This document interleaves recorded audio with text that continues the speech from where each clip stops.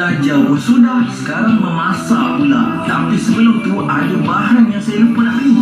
Jadi saya singgahlah ke pasar dulu untuk cari bahan rahsia saya.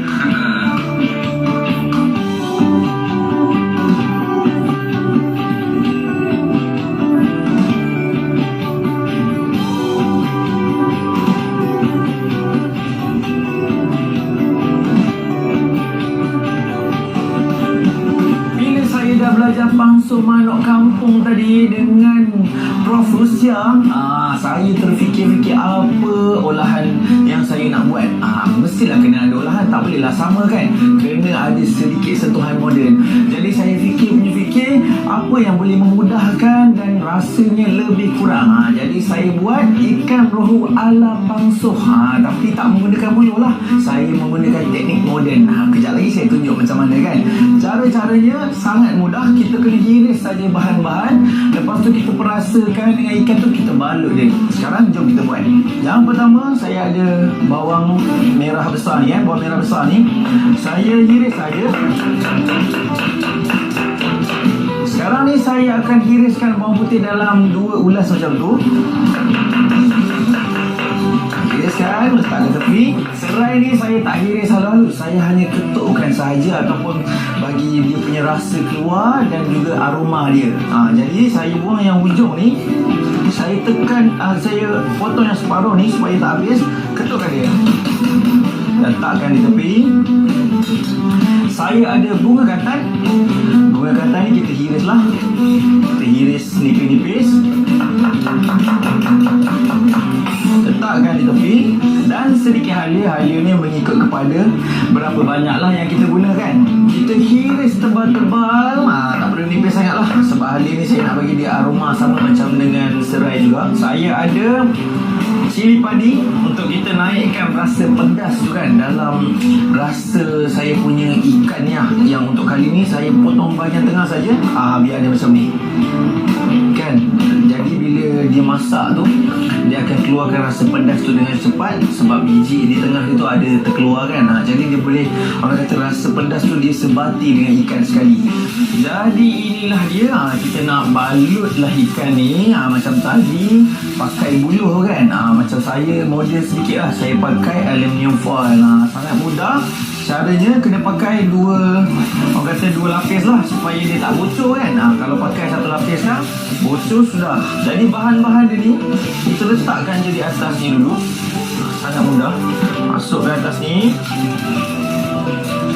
Saya ada ikan rohu tadi tu. Ambil ikan rohu yang telah dibersihkan, yang dah dicuci, lepas tu dipotong 4 lah. Macam sekarang saya dapat 4 lah. Orang kata memancing dapat ikan kecil kan. Jadi dapat 4. Okey, sekarang kita kena perasakan pula kita punya ikan rohu ni dengan sedikit garam. Sikit garam, sedikit serbuk lada sulah. Kalau di Sarawak tu, lada sulah dengan lada hitam ni memang menjadi bahan yang paling popular lah dekat sana. Lepas tu saya tambahkan sedikit serbuk perasa. Ni stok ayam lah, tambahkan serbuk perasa. Saya nak hiris saya punya umbut kantan, cili merah. Lepas tu kita akan taburkan di atas dengan ni dia, sayur-sayuran dia. Saya pakai pucuk paku, yang muda-muda ke atas ni kan, yang lembut-lembut tu. Macam tadi Prof pakai pucuk ubi, saya pakai pucuk paku. Jadi saya potongkan, orang kata 1 cm lebih kurang lah. Yang hujung ni yang dah gelap sikit colour dia, kita tak pakai lah. Kita letakkan, taburkan di atas ikan tu kan. Kita ambil sedikit cili merah. Ini penambah rasa pedas-pedas manja orang cakap kan. Tak pedas sangat, tapi warna dia menarik lah untuk kita punya hidangan. Ni yang hujung ni tak pakai, kita iris saja. Okey, cukup. Sikit saja. Dan taburkan di atas ikan. Dan akhir sekali, saya letakkanlah saya punya pucuk paku ni dekat atas ikan kita. Dan kita bolehlah balut ataupun bungkus ikan ni, sangat mudah. Okey, caranya kita kena bagi ikat betul-betul. Dia punya punya setiap sisi bungkusan ni kan. Kalau tak nanti dia akan bocor nanti. Kita mampat-mampatkan dia. Macam tadi Prof dia pakai, orang kata pucuk ubi tu sebagai penahan haba daripada keluar kan. Ada mampat sedikit dalam bulu tu, haba panas tu kan. Macam kita, macam saya ni, saya pakai aluminium foil ni. Jadi kita kena mampat-mampatkan juga. Kalau ada ruang-ruang ataupun lubang-lubang yang tak, orang kata tak betul-betul tutup tepi ni, jadi haba tu dia akan keluar lah. Dia tak adalah proses mampat tu, haba yang mampat tu tak ada. Ni menegaklah sikit. Masih ada ikan tu. Okey, bila dah sampai hujung ni, sebelum kita nak tutup habis kan, saya tuangkan sedikit air. Orang kata bagi ada berkuah sedikit lah. Bagi berkuah sedikit kan. Okey, cukup.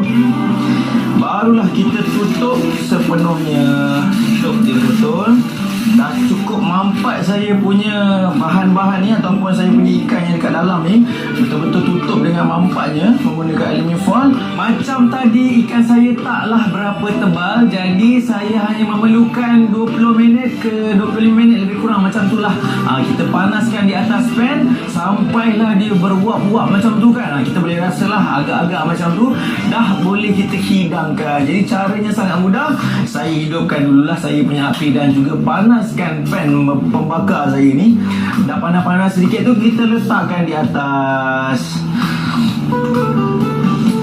Didihkan sekejap. Bukanlah didihkan sekejap, maksudnya masak dengan api yang perlahan-lahan kan.